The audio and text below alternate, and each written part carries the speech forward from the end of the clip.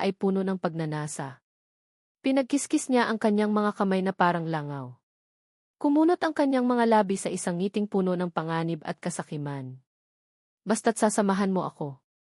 Ang pera na ito ay ituturing na bayad sa iyong kasal. Ang iyong Wen Corporation ay maliligtas. Buong pagtitiwala niyang sinabi. Sigurado siyang papayag si Wen Shuji. Sa pagkatapos ng lahat, ang Wen Corporation ay nasa malungkot na kalagayan. Maliban sa kanya, sino ang tutulong sa kanyang ayusin ang gulo na iyon? Si Wen Shuji. Nagangalit ang mga ngipin ni Wen Shuji. Halos kagatin niya ang kanyang malambot na pisngi. Ang maanghang na lasa ng bakal ay kumalat sa kanyang lalamunan. Hindi niya mapigilan ang kanyang sarili at napaatras. Nasuka siya. Ang lahat ng bagay sa kanyang tiyan ay umalis. Malinaw na hindi inaasahan ni Chen Guogang na magkakaroon siya ng reaksyon na tulad nito. Hindi niya itinuturing na siya ay isang tagapagligtas. Pero sa halip ay mukha siyang may sakit at gustong sumuka. Agad na lumubha ang kanyang mukha. Ang kanyang mga mata ay nagliwanag na puno ng kabangisan. Hindi ka ba nagpapanggap na maselan? Sino ang hindi nakakaalam na si Wen Shuji ay isang babae na ibinasura na ng 2 beses ni Lu Xicheng? Ang sinuman na papakasalan sa iyo ay mapalad. Huwag mong sayangin ang iyong pasensya. Parang umiikot ang langit at lupa. Sa namumulang mga mata ni Wen Shuji, isang apoy ng galit ang nagliyab. Paos ang kanyang boses. Sino ka sa tingin mo para magpakasal sa akin? Kahit na ako ay mahulog sa yugto ng pamamalimos, hindi ako magpapakasal sa isang taong tulad mo. Siya ay mayabang. Paano siya yumuko at magpasakop dahil sa mga pangyayari? Umalis kayo. Ang kanyang galit na sigaw ay nagpatakot kay Sekretarya Xiao Li. Dali-dali siyang yumuko at sinikap na paalisin si Chen Guogang.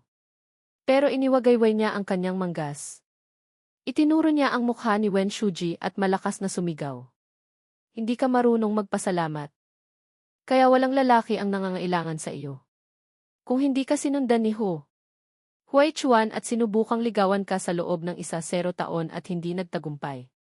Sigurado akong sinipa ka rin niya at pinakasalan si Song Xion. Bagsak.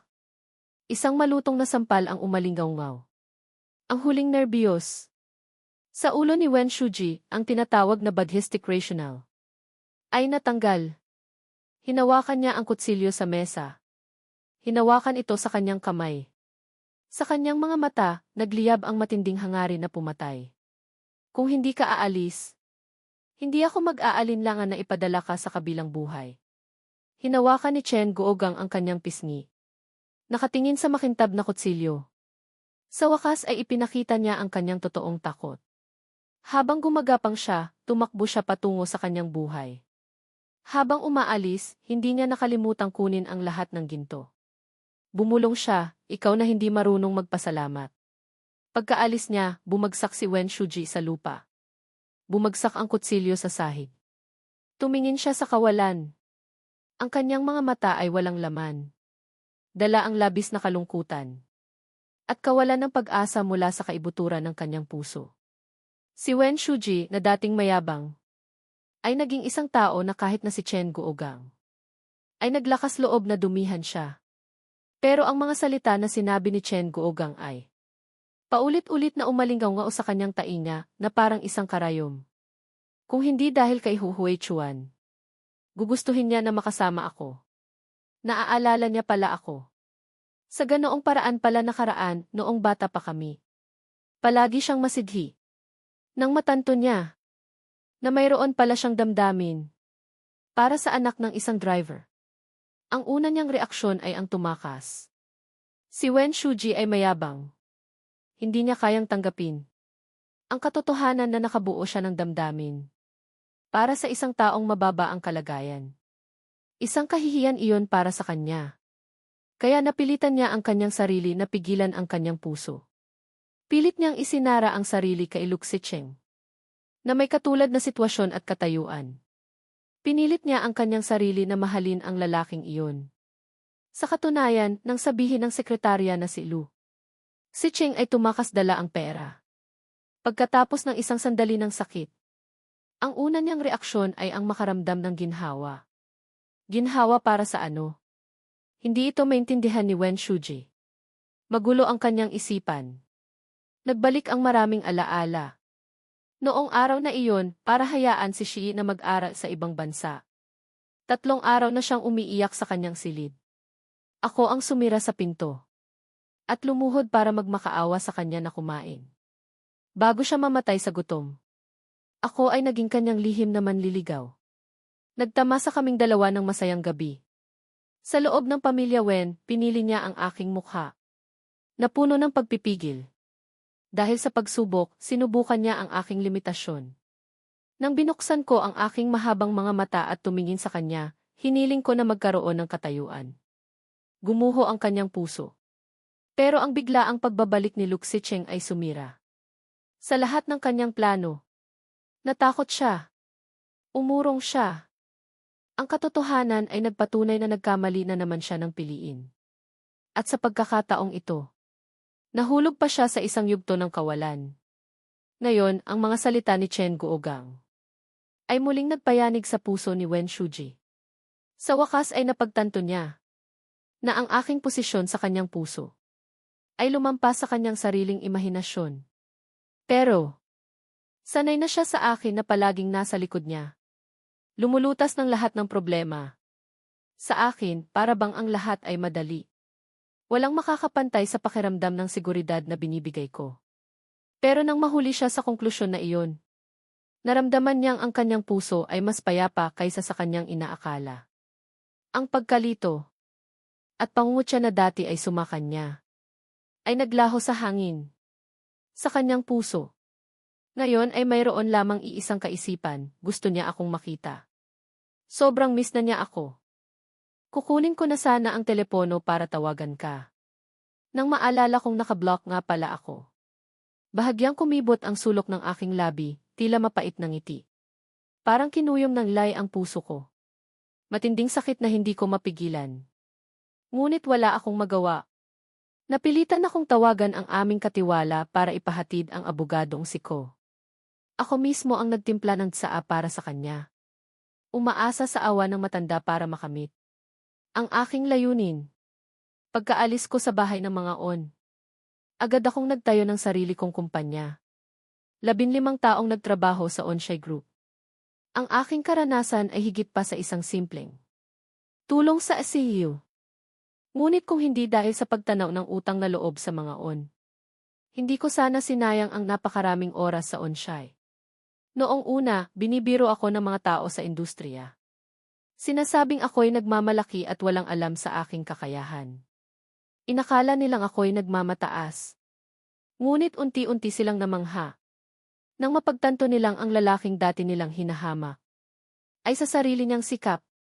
Sa loob lamang ng 1 buwan ay nakatayo ng matatag sa Haishi.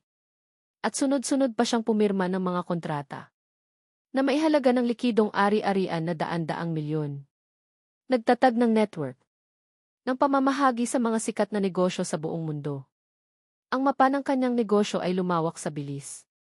Nakitang-kita ng mata. Ang aking pangalan ay naging kilala sa buong mundo ng komersyo sa loob lamang ng 1 gabi. Kahit ang pamilya Song, na hindi ako pinapansin noon, ay personal na pinakiusapan si Song Shiwan na ihatid ako pa uwi. Habang nakasakay sa kotse pabalik sa bahay ng mga Song, si Song Shiwan ay bihis na bihis. Sa puso niya ay may sama ng loob, ngunit patago pa rin niyang sinusuportahan ang kanyang asawa sa kanyang negosyo. Ang malaki, mainit at tuyong kamay ko ay biglang dumapo sa kamay niya. Napatingala si Song Shiwan at nakita ang nakangiting mga mata ko. Ang ganda mo ngayon. Namula ang mukha ni Song Shiwan. Hindi rin niya napigilang mapangiti. Dati may reklamo pa sa iyo ang mga magulang ko. Pero ngayon siguro ay naniniwala na rin sila sa kanilang mga mata. Na tama ang pinili ko. Nang marinig ko siyang magsalita na parang nabunutan ng tinik, gumaan din ang pakiramdam ko. Sa totoo lang, hindi lang naman nagreklamo ang pamilya Song. Ayaw lang ni Song Shiwan na malungkot ako. Kaya palagi niyang tinatago ang mga masasakit na salita. Ayaw niyang makaapekto ito sa aking kalooban. Gayunpaman, Si Song Shiwan ay isang dalagang hinahangaan ng lahat. At napangasawa niya ako, isang maliit at walang pangalang katulong. Sino ba naman ang magsasabing bagay kami? Lalo na ang kanyang mga magulang. Kahit hindi niya sabihin, alam ko ang nasa puso niya. Isa rin iyon sa mga dahilan kung bakit sabik akong magtayo ng sarili kong negosyo. Kapag napatunayan ko ang aking kakayahan, nangangahulugan din iyon na nakamit ko ang pagkilala ng aking biyenang ama. Sa buong hapunan, maayos akong nakipag-usap. Magalang at mabilis na nakuha ang simpatya ng dalawang nakatatanda. Sa huli, ipinatong pa ni Eng Yi-song ang kanyang kamay sa aking balikat. Masayang-masaya ang kanyang mukha na halos mamula na. Hindi niya maitago ang kanyang kasiyahan. Nang makita iyon ni Eng Yi-song, naantig din siya. Kung masaya kayong dalawa, panatag na ang loob ko. Dati ayaw pumayag ng ama mo. Dahil natatakot siyang maghirap ka kay Hui Chuan. Mula pagkabata, hindi ka pa naghirap. Ayaw kitang pahirapan. Hindi ko akalaing magaling pala siya. Tuwang-tuwa ako para sa iyo, anak kong mahal. Sa mga mata ni Song Shiwan ay mailuha, niyakap niya ng mahigpit ang kanyang ina. Bumagsak ang mga malinaw na patak ng luha. Sa kanyang maganda na mukha, na lalo pa siyang nakabibighani. Nag-usap ang buong pamilya hanggang mga 7 o 8 ng gabi. Hanggang sa pinaalalahanan ng katiwala si Yi-song na magpagamot. Ayaw pa sana niya akong paalisin. Nang makita iyon ni Yi-song, tinakpan niya ang kanyang bibig at tumawa, huwag mo nang pigilan. Magkasintahan ang dalawa.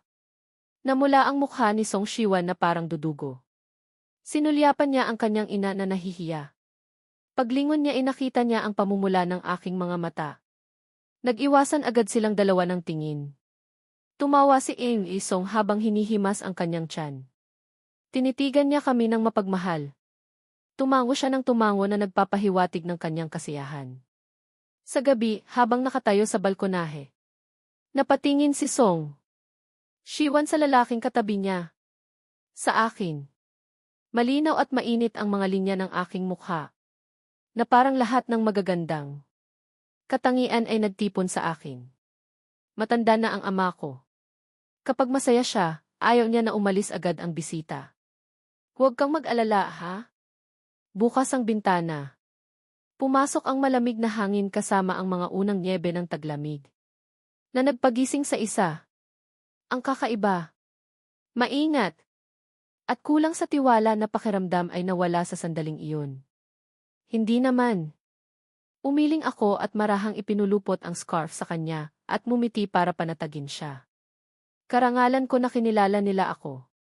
Nang marinig iyon ni Song Shiwan, kampante na talaga siya.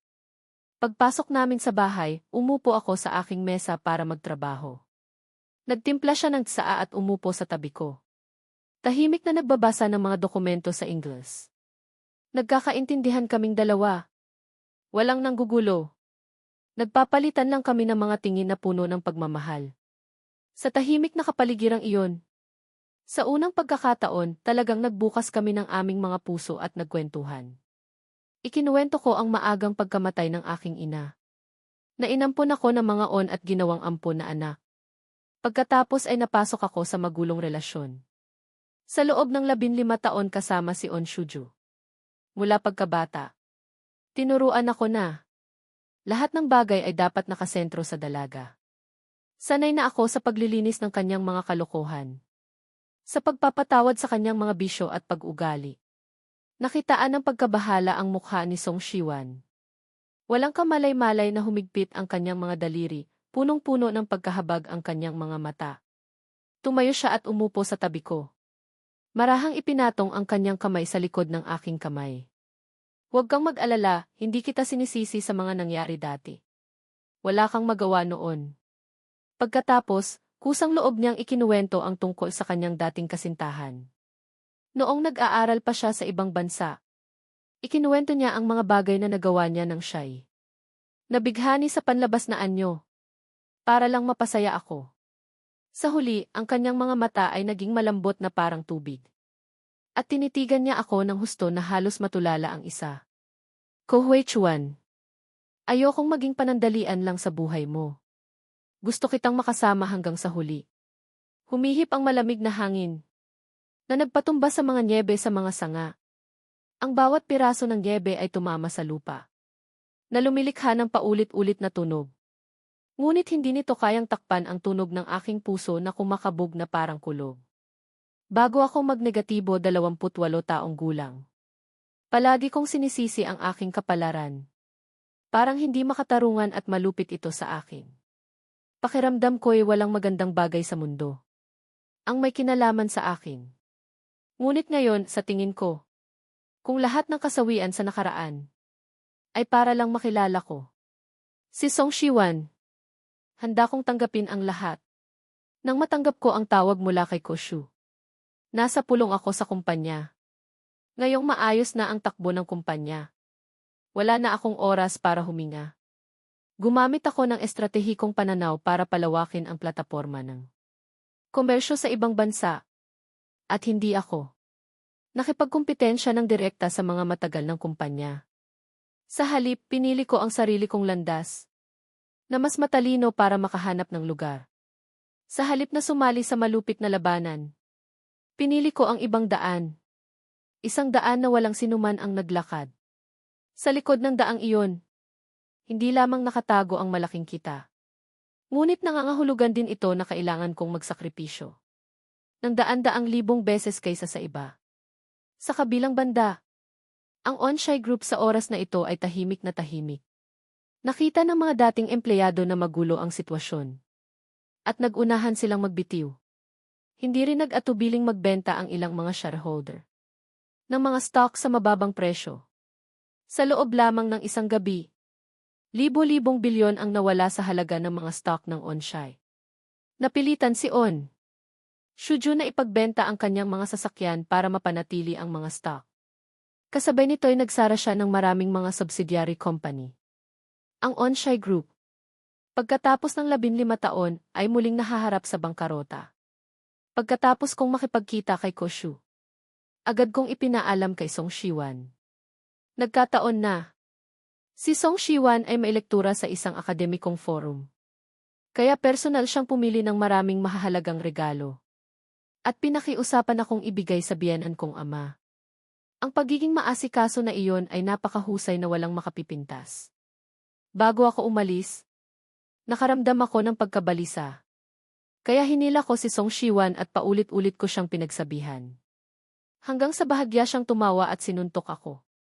Saka ko lang siya binitawan. Maingat kong ibinutones ang kanyang panlabas na damit. At ipinagsuot siya ng mas makapal na damit. Gagawin mo na akong suman sa higpit ng pagkakabalot mo sa akin. Bahagyang reklamo ni Song Shiwan. Ngunit masunurin pa rin siyang pumayag na itulak ko siya sa loob ng kotse. Kinurot ko pa ang kanyang pisngi. Magdamit ka ng makapal. Nakahanda na ang gamot sa thermos. Sasabihan ko si Xiaozhang na paalalahanan kang uminom. Tumango si Song Shiwan. Sa kanyang puso ay may matamis na pakiramdam. Hindi ko alam kung kailan ko sinimulang pasanin ang lahat ng bagay sa pag-aalaga sa kanya. Na parang nag-aalaga ako ng isang anak. Bawat umaga'y tinutulungan ko siyang magbihis, magsuklay ng buhok, magluto ng almusal. Ang mga magaganda ngunit malamig na damit ay tinatago ko. Minsan pa nga'y mas madaldal pa ako kaysa sa kanyang ina. Sige na, aalis na rin ako. Baka matagalan pa ang paghihintay ni Dad. Sige, mag-ingat ka sa daan. Unti-unting umandar ang sasakyan palabas ng lugar. Sumasabay sa mataong mga sasakyan sa kalsada. Tinitigan ko ang sasakyan. Hanggang sa hindi ko na makita ang kotse niya. Pagkatapos ay bumalik ako sa aking sasakyan. Pagdating ko sa lugar kung saan ko nakatakdang makipagkita kay Ko, nakita ko agad si On Shuju na kasama niya. Agad akong sumimangot. Seryosong sinabi ni Koshu. Alisin mo ang mukhang yan. Umupo ka rito. Kung hindi, wag mo na akong tawaging Dad. Masama ang loob ko.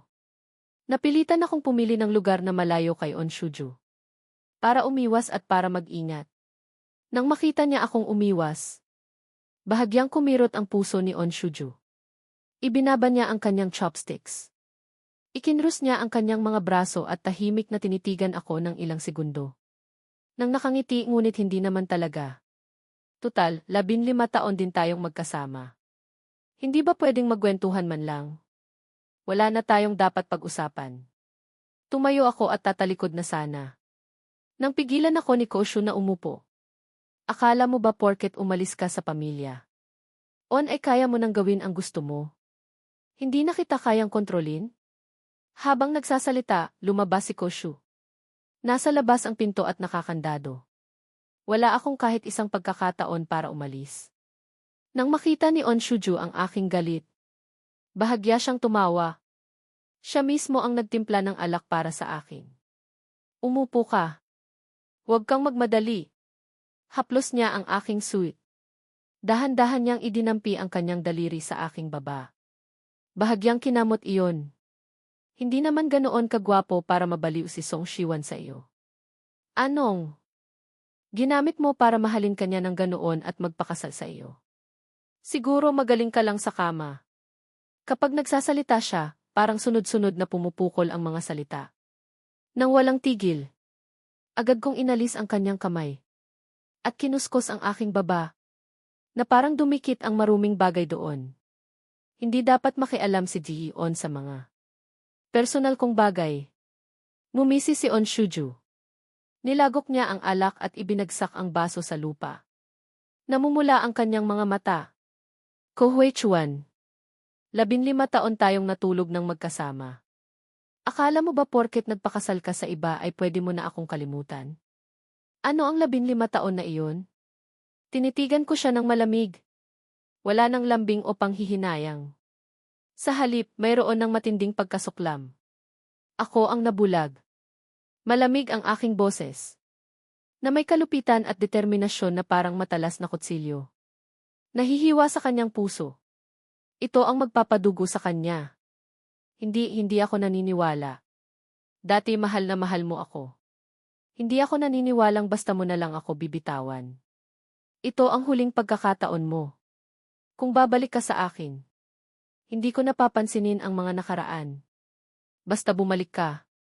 Papakasalan pa kita. Paliit ng paliit ang kanyang boses. Siguro ay natanto rin niyang ang kanyang sinseridad ay walang halaga sa akin. Nang makita ko ang kanyang paghihirap, nagulat ako at saka napangiti. Ang mga salitang dati ko nang hinihintay ay sinabi niya sa wakas. Ngunit ngayon parang nakakatawa na lang iyon. Naalala ko ang mga panlalamig, ang mga paninisi at sakit na naranasan ko noon. Hindi ako naniniwalang mahal ako ni On Shuju. Nanggaling lang siya sa isang reaksyon nang bigla akong umalis. Sanay ang aso na inuutusan. Sino ba naman ang hindi mainis? At hindi papayag? Tahimik akong tumayo. Kalmado ngunit determinado ang aking boses. Mahal na mahal ko ang asawa ko. Huwag ka nang magsasalita ng hindi naaayon. Ayokong magkamali siya ng intindi. Pagkasabi niyon, hindi ko na siya tinignan. Tinawagan ko ang gwardiya sa labas para sirain ang kandado. Bumagsak si On Shuju sa lupa. Tinitigan ang aking pagtalikod. Wala nang dugo ang kanyang mukha. Confident siya na. Kung susubukan niyang suyuin ako. Dahil sa pagmamahal ko sa kanya sa loob ng maraming taon. Iiwanan ko si Song Shiwan. At babalik sa kanya. Ngunit hindi niya akalaing. Mahal ko na talaga si Song Shiwan. Biglang nagalit si On Shuju. Nakakatakot ang kanyang mga mata. Tinitigan niya ako. Sumigaw siya. Kohui Chuan. Pagsisisihan mo ang desisyon mo ngayon. Ngunit parang hindi ko siya naririnig. Bilis pa ako maglakad. Hindi ako naglingon. Tumawa si On Shuju. Malungkot ang kanyang mukha. Nanginginig siyang dumampot ng telepono. At tumawag. Pulang-pula ang mga mata, baliw na ang boses, sumugod siya. Dali-dali kong inutusan ang driver na magmaneho. Sabik na sabik akong sunduin si Song Shiwan. Ngayong gabi ang 3 buwan ng aming kasal. Puno ng malalakit maliliit na regalo ang kotse ko. Yakap ang pagmamahal, tumakbo ako papunta sa taong mahal ko. Sa kabilang banda, kakaalis pa lang ni Song Shiwan sa academic forum. Napapaligiran ng mga akademikong eksperto. Magalang na nakangiti. Matiyagang sumasagot sa kanilang mga imbitasyon. Matatag akong bumalik sa bansa. Dahil gusto kong makatulong. Sa pagsasali ng mga sinaunang literatura. Ng ating bansa. Ito ang aking panghabang buhay na ideal. At responsibilidad ng isang anak ng bayan. Kaya kahit saan ako magtrabaho sa institute. Magiging karangalan ko iyon. Maayos at maingat niyang sinabi. Ang kanyang nakakagaan ng loob ng ngiti ay gustong-gusto ng lahat. Isang propesor mula sa Tsinghua University ang nagpakita ng paghanga. Bata pa ang babaeng ito. Ngunit isa na siyang nangungunang eksperto sa pagsasali ng sinaunang literatura sa bansa. Hindi lang siya magaling sa akademya, kundi may malalim din siyang pagmamahal sa bansa. Siya ang talentong kailangan namin. Hahakbang na sana siya para makipag-usap. Nang nakita niyang bumulong ang sekretarya ni Song Shiwan sa kanyang tainga. Biglang namutla si Song Shiwan. Dali-dali siyang sumakay sa kotse. Nahulog pa ang kanyang bag pero hindi niya ito napansin. Pagkasakay sa kotse, ang palaging nakangiting mukha niya. Sa unang pagkakataon, nagpakita ng pagkasindak at kawalan ng kontrol. Mahigpit niyang hinawakan ang kamay ng kanyang sekretaryang si Xiao Zhang. Nag-aalala at natatakot. Nagtanong, bakit na-aksidente si Hui Chuan? Kamusta na siya? Malala ba? Lumunok si Xiao Zhang. Ang dating tapat at mabait na mukha niya. Ngayon ay may bahid ng pananabik at kasamaan. Song, dinala na po sa emergency room si Hiko. Sabi po ng ospital, kailangan po ang pirma ng malapit na kamag-anak. Kung hindi po basta-basta magagawa ang operasyon. Pagkatapos sabihin iyon, agad na tumulo ang mga luha. Sa mga mata ni Song Shiwan, nanginginig ang kanyang labi. Kailangan nating pumunta sa ospital agad. 3 Rolls-Royce na may plakang 8,888 ang bumabagta sa malakas na ulan. Nagtatago ng masama't kasinungalingan. Lalong lumilinaw ang mga ito sa malakas na ulan. Hanggang sa nararamdaman ni Song Shiwan na may mali. Lumabas na sila sa lungsod. Diretso silang nagmamaneho papunta sa isang lumang pabrika. Nadaan-daang kilometro ang layo sa Chi City. Bakit hindi pa tayo pumupunta sa ospital, Xiao Zhang? Sumulyap si Song Shiwan sa rearview mirror. Nakita niya ang masama at sakim na tingin ng kanyang sekretarya. Naramdaman niya ang matinding pag-aalala. Huwag kang mag-alala. Malapit na tayo. Habang papalapit sa lugar, bumibilis ang tibok ng puso ni Xiao Zhang. Sa kanyang isipan, naririnig niya ang matalas na boses ni On Shuju. Nasa akin ang anak mo. Basta't sumunod ka. Sisiguraduhin kong ligtas siya. Kung hindi, hintayin mo na lang ang kanyang bangkay. Sa kabilang linya, naririnig niya ang malakas na pag-iyak ng bata. Parang kutsilyo na tumutusok sa puso niya. Mama! Xiao Zhang ay parang sinasakal. Bigla siyang tumango. Iniisip niya iyon. Biglang naging matatag ang kanyang puso. Song, wag mo akong sisihin. Wala akong magawa. Kasabay nito, tumunog ang malakas na preno. Sa wakas ay huminto ang kotse. Marahas na hinila ni Xiao Zhang si Song Shiwan palabas ng kotse. Bumagsak siya sa lupa. Hindi pa siya nakakatayo. Nang marinig niya ang pamilyar ngunit malamig na boses. Paglingon niya, si On Shuju. Hawak niya ang isang itim na payong. Nakatayo sa harap ng lumang pabrika. Ang kanyang buong pagkatao ay tila bahagi ng kadiliman. Sa kanyang mukha ay ang nakakabaliw na ngiti. Lalong lumalakas sa kasamaan. Magkita tayong muli, Song. Tumigil siya. Namumula ang kanyang mukha sa galit. Pinipilit niya ang bawat salita. Emrescoy. Sa loob ng pabrika. Malabo ang hangin, nagdudulot ng kahirapan sa paghinga. Si Song Shiwan ay nakagapos sa isang lumang upuan. Ang kanyang damit ay punit-punit. Puno ng pasa sa kanyang katawan dahil sa pambubugbog. Sunod-sunod na sinampal siya ni On Shuju.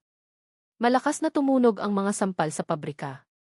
Ang dating maganda at maginoong mukha ni Song Shiwan ay namamaga, pasa-pasa. Duguan ang mukha. Kahit ang mga alipore sa tabi ni On Shuju ay napapangiwisa. Kahirapan ng eksena. Mula simula hanggang wakas, Kinagat ni Song Shiwan ang kanyang mga labi, hindi umimik. Matatag na hindi ka panipaniwala. Song, inagaw mo si Luke Sicheng sa akin. Hindi pa ako nakakaganti. Ngayon, sinubukan mo pang agawin si Ko Hue Chuan. Talagang gusto mong agawin ang mga bagay na itinapon ko. Duguan ang bibig ni Song Shiwan. Ang kanyang malamig na mata sa wakas ay nagpakita ng galit.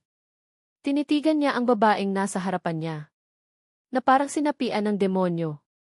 Sa kanyang mga mata, hindi niya maitago ang kanyang paghamak. Inagaw mo na sa iba, On Shuju. Mula simula hanggang wakas, hindi mo kailanman tinitingnan si Hue Chuan bilang isang normal na tao. Tinitingnan mo lang siya bilang alipin pag-aari. Ang baluktot na pag-ibig na ganyan ay hindi magtatagumpay. Pinili niya ako. Karapat-dapat siya sa akin. Huwag mong sabihin sa akin na nagsisisi ka na ngayon. Ang nakakainsultong mukha ni Song Shiwan ay tinamaan ni On Shuju. Lalong nakakairita ang kanyang mga mata. Parang kutsilyo na tumusok sa kanyang puso. Nawalan siya ng kontrol. Parang hinawakan niya ang pinakamasakit na bahagi ng kanyang kaluluwa. Tumahimik ka.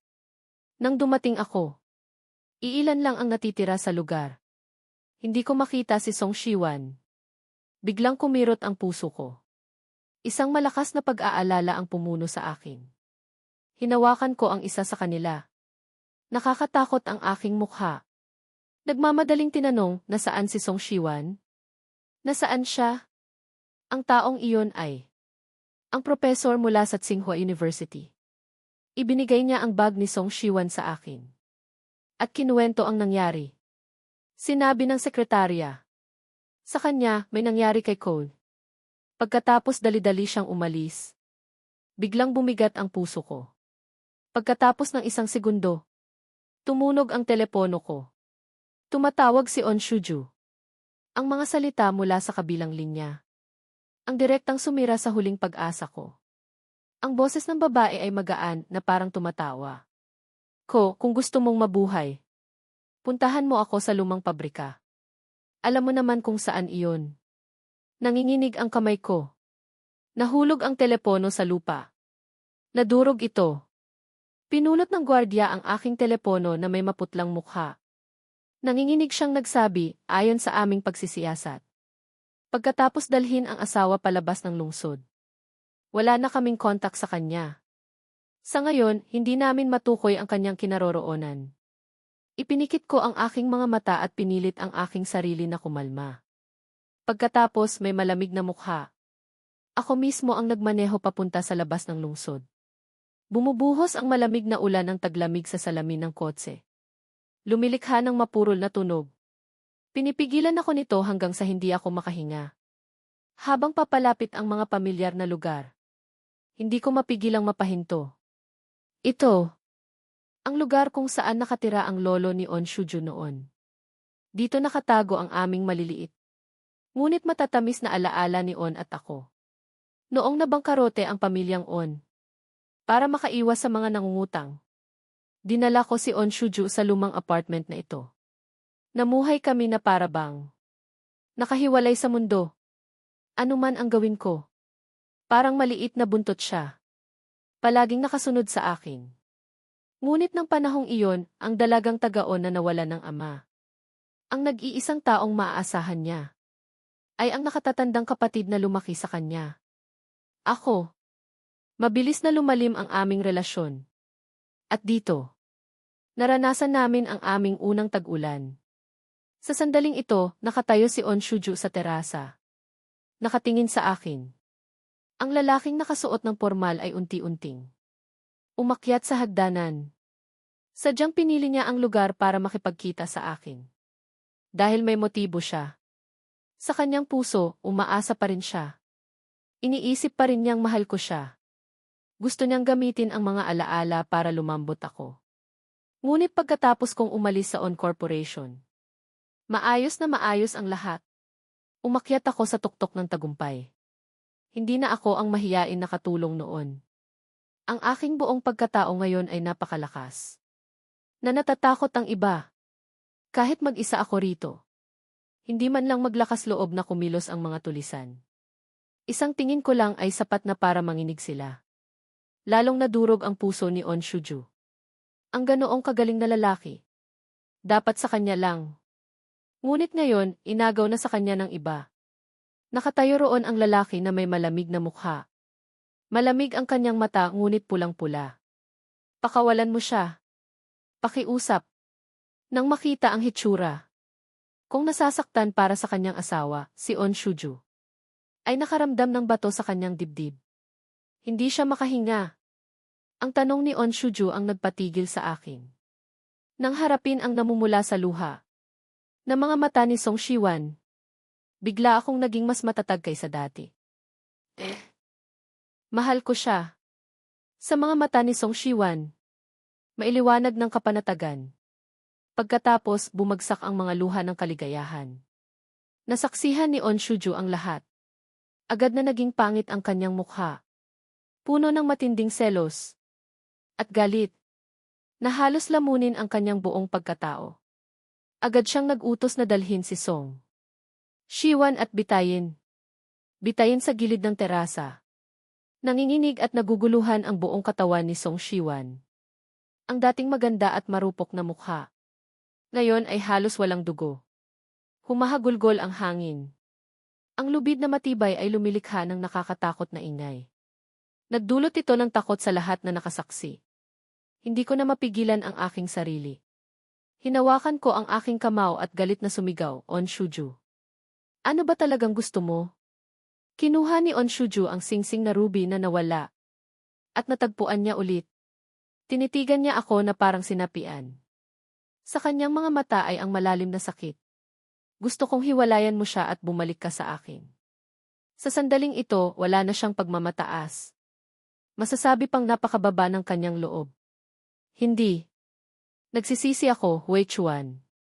Hindi dapat ako naging ganoon sa iyo noon. Ngayong nawala na kita, naunawaan ko ang kahalagahan mo sa akin. Hindi ako mabubuhay nang wala ka. Bumalik ka. Parang awa mo na. Hindi ako makapaniwala sa aking nakikita. Nagulat ako hanggang sa hindi ako makapagsalita. Hindi pa ako nakakita ng ganitong On Shuju. Kahit sa aking alaala. Kahit na nahihirapan siya. Palagi siyang nagpapakita ng pagmamataas. Na parang kaya niyang gawin ang lahat. Halos walang tao ang nakakapagpayuko sa kanya. Ngunit ngayon, nagawa niya iyon dahil sa akin, ang lalaking dati niyang hinahamak.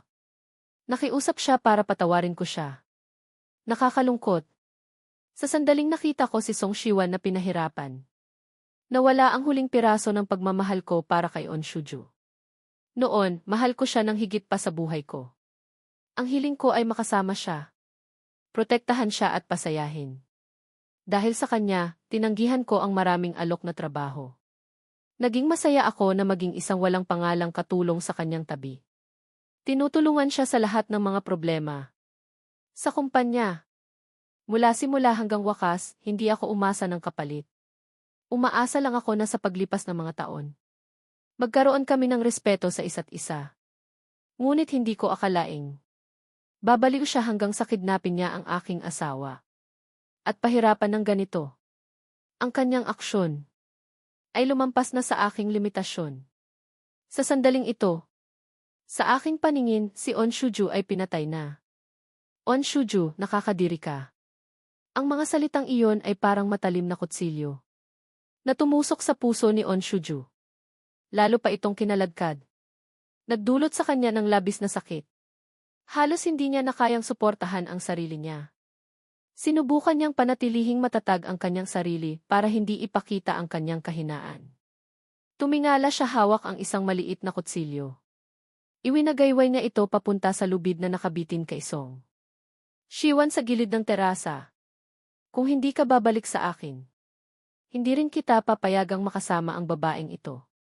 Sabay kayong pupunta sa impyerno. Tumawa siya na parang baliw. Magulo ang kanyang itim na buhok, tinatakpan ang kanyang mukhang pangit. Sinubukan niyang putulin ang lubid gamit ang kanyang kutsilyo.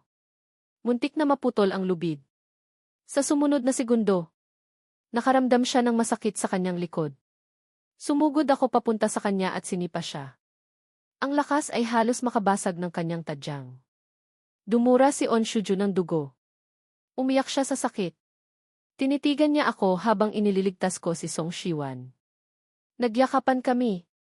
Mukha kaming nagagalak na nabawi namin ang aming kayamanan. Ibang-iba. Sa malamig na pakikitungo. Noong hinarap ko siya kanina, ang eksenang iyon ay nagdulot kay On Shuju ng malalim na sakit. Sa ibaba, tumunog ang nakakabinging sirena. Isa-isang lumabas ang mga pulis at nagsagawa ng rescue operation. Tinitigan ang malamig kong mukha. Sa huli, tuluyang naunawaan ni On Shuju ang lahat. Ang kanyang pagpupumiglas ay walang patutunguhan. Matagal nang pinlano ng lalaking ito ang lahat. Naglatag ng lambat para protektahan ang sarili. Ngunit ang kapalit ay ang pagtalikod sa kanya. Sa mga sandaling iyon, tanging pagkadismaya ang bumalot sa puso ni On Shuju. Dilat ang kanyang mga mata, nakatingin sa kulay abong langit. Tila nakikita ang madilim at walang pag-asang kinabukasan. Para sa kanyang sarili, umakyat ang mga pulis sa terasa. Itinaas ang kanilang baril at inutusan siyang umupo at yakapin ang kanyang mga tuhod. Lumingon siya at nakita akong mahigpit na yakap si Song Shiwan. May pag-iingat sa kanyang mga mata, unti-unti siyang umatras. Na para bang isa siyang mabangis na hayop. Napatawa siya sa kanyang nakita. Ngunit ang kanyang ngiti ay may pait na hindi maitago. Ang mga mata na dati puno ng pagmamahal at pananampalataya, ngayon ay puno na lang ng galit at matinding pagkasuklam. Walang saysay, bulong ni On Shuju sa kanyang sarili. Dahan-dahan siyang tumayo. Sa harap ng mga nagulat na mata ng mga tao. Isa-isa siyang humakbang papunta sa gilid ng terasa. At saka nagpa siyang tumalon. Ang kanyang maganda at kaakit-akit na mukha ay nawasak. Hindi na makilala. Ang kanyang katawan ay nakahiga sa lupa. Sa isang nakapangingilabot na posisyon. Nanginginig siya ng ilang beses, nahirapang. Humikbi ng may pagsisisi. At sa katuluyan ng tumahimik. Bago siya pumanaw. Sa kanyang isipan ay binubulong niya, Wei Chuan. Ang sakit, bakit hindi mo ako yakapin? 1 taon matapos ang pagkamatay ni On Shuju. Ang On Corporation ay nahati. Ang dating kahangahangang kumpanya ay tuluyang nalunod sa agos ng panahon. Siya ay inilibing sa tabi ng puntod. Ng kanyang mga ninuno, isang maliit, nag-iisang puntod. Napuno ng damo. Maliban kay Koshu na taon-taon siyang dinadalaw. Wala nang nakakaalala sa dating makapangyarihang dalaga ng On. Samantala, ako ay parang isda sa tubig sa mundo ng negosyo. Pagkatapos ng pagdukot, lubos na nagtiwala sa akin ang mga magulang ni Song Shiwan. Ibinigay nila sa akin ang Song Group para patakbuhin. Buong puso nila akong sinuportahan. Hindi ko rin sila binigo. Unti-unti kong itinayo ang sarili kong imperyo ng negosyo. Sa loob lang ng ilang taon, ang halaga ng aking kayamanan ay biglang tumaas ng maraming beses. Sa edad na 30, napabilang ako sa top 1 listahan ng mga bilyonaryo sa buong mundo. Sa aking mga libreng oras, naglalakbay ako kasama si Song Shiwan. Hawak ang kanyang kamay, tinatanaw namin ang magagandang tanawin ng bansa. Tinitignan ang puting niebe sa hilaga. Nakaupo sa hardin ni Sushai, umiinom ng tsaa habang pinagmamasdan ang ulan. Nagyayakapan sa gitna ng dagat. Sa huli, pinili ni Song Shiwan na magtrabaho sa Research Institute ng Tsinghua University. Dala ang kanyang titulo ng doktor. Naging ganap siyang propesor. Mahusay magturo at punong-puno ang mga upuan sa kanyang klase. Sinusundo ko siya kapag tapos na ang kanyang klase. Habang naglalakad kami, madalas kaming hangaan ng mga tao. Tinatawag kaming huwarang mag-asawa na nagdudulot ng paghanga sa iba. Isang araw, sinundo ko siya pagkatapos ng kanyang klase. Ang leksyon ngayong araw ay tungkol sa pag-ibig. Maraming estudyante ang nagtatalo. Nagkainitan at namumula ang mga mukha. Tahimik lang na nakatayo si Song Shiwan sa harap. Mayroon siyang mapagmahal na ngiti. Hindi sumasang-ayon o kumukontra. Ganoon talaga siya. Palagi niyang iginagalang ang nararamdaman at opinyon ng iba.